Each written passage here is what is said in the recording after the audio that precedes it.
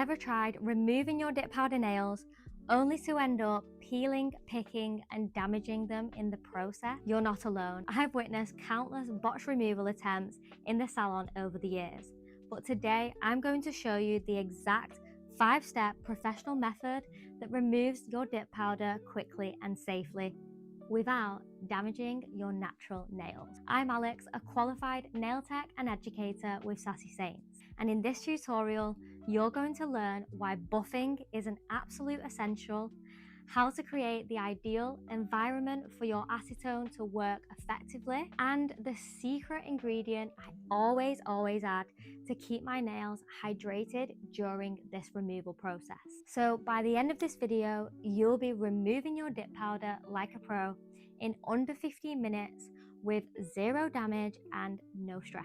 Let me show you why buffing is the most important step in this dip powder removal. Most people either skip this or don't buff enough, and that's why their removal fails. When you take a look at your dip powder nails, it might seem like you can just soak it off, but without proper buffing, the acetone simply can't penetrate through down to the surface. Think of it like preparing a surface for paint.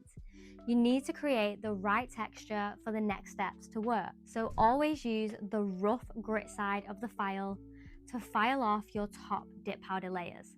This is the only way to eliminate the top layers and create the correct texture for the acetone to penetrate through. A finer file won't rough up the surface enough, so always stick to the 100 grit side, which is the rougher side of the file. Here's how to do it. Angle the file slightly to avoid touching the skin around the nails whilst covering the entire surface. File in long motions and break the nail up into different sections to minimize friction and heat spikes. Stop filing when the nail has a matte, rough finish. If it still looks smooth and shiny, you haven't buffed enough in that area. Skipping or rushing this step can lead to problems. Without enough buffing, the acetone won't soften the dip powder properly, forcing us to scrape it or end up soaking for longer periods. See this smooth, shiny surface? Acetone can barely penetrate this. It's like trying to soak a waterproof jacket. The liquid will just sit on top. Glitter dip powders need extra attention because the glitter particles are harder to break through. So be prepared to spend more time filing. A pro tip, when you're wondering whether you've buffed enough, you probably haven't. So this is the step not to be rushed, trust me. But the same rules apply.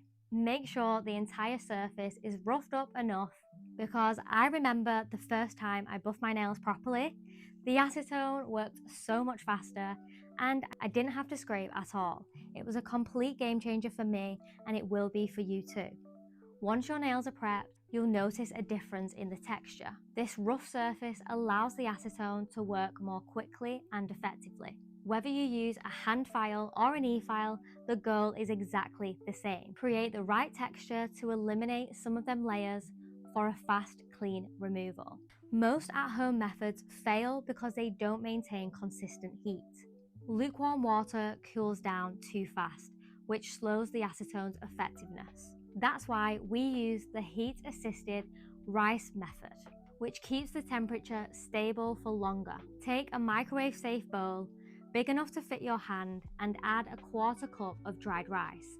Then pour in just enough water to slightly cover the rice. Now pop it into the microwave at 60 seconds on a medium heat. The rice will soak up the water and stay warm for around 15 to 20 minutes, which is the perfect window when it comes to removing our dip powder. Test the temperature with your finger before diving straight in. It should feel warm but not uncomfortably hot. If it's too hot, let it sit for a minute before placing the acetone bag on top. Now, if you don't have rice or a microwave, you can use hot tap water instead. Just fill a bowl with hot water, not boiling. But keep in mind, water cools faster, so you may need to top it up every 5 minutes to maintain its heat. Between the two, the rice method works best, especially when it comes to removing stubborn dip powder layers or glitter, as it keeps everything consistently warm, helping the acetone to break down the powder evenly, so you don't end up scraping, filing, or damaging your natural nails. Now that your heat source is all set up, let's move on to what actually goes into the bag, because using the right acetone mix is just as important as the heat itself and will make a huge difference in how well the dip powder comes off and how well your nails will look and feel after. You don't want dry, brittle nails, so this next step is crucial. Regular nail polish remover just won't cut it when it comes to removing dip powder. It's not strong enough to break through all those layers. For this, you're going to need acetone. The catch? Pure acetone can be super drying on the skin and nails. That's why we always mix in some coconut oil. It acts as a barrier, helping to protect our nails and cuticles during the soak-off without affecting the removal process. Here's the perfect ratio on screen. So once you've added your 5 lint-free wipes, fully soak them in the mix. Give it a gentle stir to spread the oil evenly through the acetone. This way, your nails get a little hydration whilst the acetone does its job. One thing to remember, don't use less acetone to avoid dryness, as you need enough to fully saturate and dissolve the product. I recommend using around 15 ml per hand. If you don't have coconut oil on hand, you can simply swap it out for cuticle oil or olive oil. Just avoid thick creams, as they won't mix very well with the acetone. This method will leave your nails smoother and less dry, even after soaking. It's the simple tweaks that make a big difference. Now your nails are prepped and the acetone mix is ready to go. Let's talk about the soaking process. This is where most people make mistakes by rushing. If you try to remove the dip powder too soon, you'll end up scraping and damaging your natural nails. The key is to wait the full 15 minutes for the acetone to work properly. Start by placing your hand inside the Ziploc bag and ensure your nails are completely submerged in the acetone. Make sure to seal up the bag, as this will prevent the acetone from evaporating too quickly. Evaporation slows down the removal process, so a tight seal is crucial. Position your hand so the lint-free wipes make full contact with each nail. Don't curl up the fingers, as this will create gaps where the acetone won't reach. The goal here is to keep the acetone in constant contact with the entire nail surface. If any part of the nail isn't covered, the area won't soften properly. Now set your timer and give it the full 15 minutes. This is the sweet spot for your dip powder removals. Thicker applications might need a few extra minutes, but start with 15 and you'll notice the powder starting to soften. While your nails are still in the bag submerged around the rice bath, use the lint-free wipes to rub across each nail and remove any softened powder.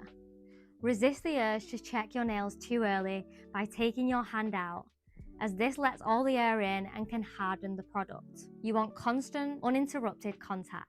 As the timer runs down, gently massage your fingers inside the bag. Use the lint-free wipes to rub across the nail.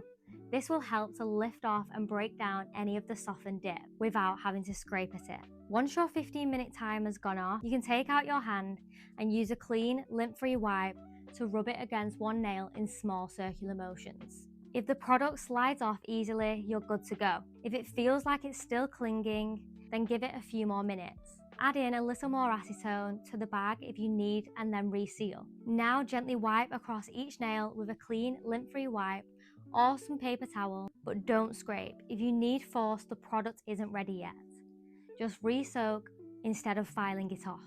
After soaking, your nails are more sensitive and prone to damage, so the key here is to let the acetone do all the heavy lifting. Rushing or forcing off the product will only thin out your nail plate over time. The 15-minute soak prevents that, giving you a clean removal without harming your natural nails. Once your natural nails appear to be back to their normal self, it's now time for a little aftercare. While the coconut oil mix helps to moisture your nails, they'll still need some extra love after all the acetone. So go and wash your hands thoroughly with some warm water and soap to remove any remaining residue.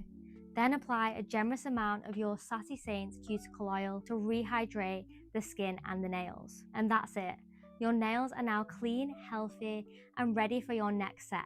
Now you know the Sassy Saints 5-step removal mantra: buff, heat, mix, soak, hydrate. Your go-to method when it comes to removing your dip powder whilst keeping your nails healthy and strong. Proper removal is key to avoiding damage and thinning or peeling your nails. Remember, ripping off dip powder can ruin your natural nails, and this technique uses warmth and hydration to protect and transform them. Share your nail transformation stories in the comments. I'd love to hear them. For more tips, check out our other tutorials and return with the knowledge and confidence to keep your nails looking their best. Thanks for watching.